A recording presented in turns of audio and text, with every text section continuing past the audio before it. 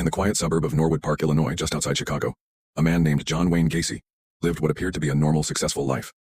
He owned a construction company, was active in local politics, and regularly hosted neighborhood parties.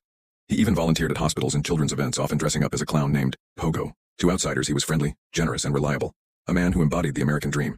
But underneath the smile was a dark secret, one that would shock the nation and leave dozens of families devastated.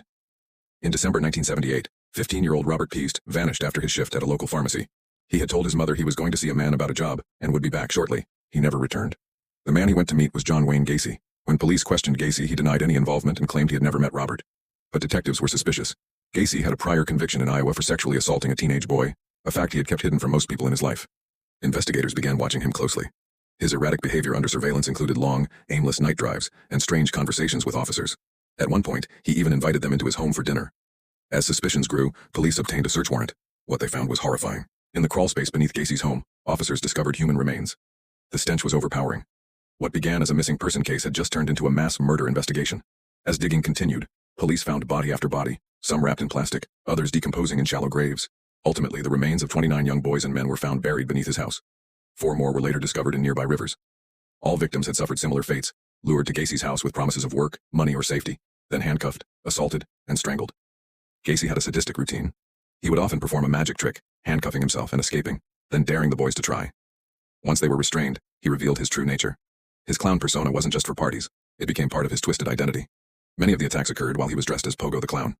He later described his crawl space as being full, and began dumping bodies in the nearby Des Plaines River.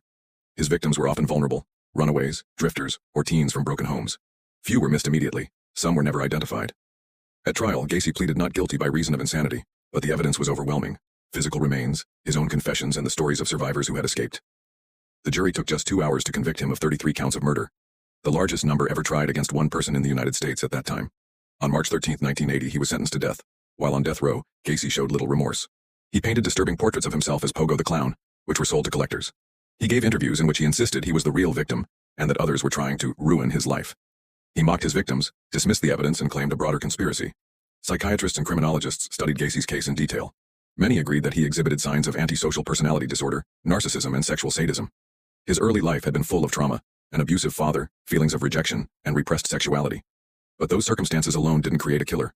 What made Gacy so terrifying was how well he hid it. He wasn't a monster in the shadows. He was the guy next door. On May 10, 1994, after 14 years on death row, John Wayne Gacy was executed by lethal injection at Stateville Correctional Center. His final words were, "Kiss my ass." The case changed the way the world viewed serial killers.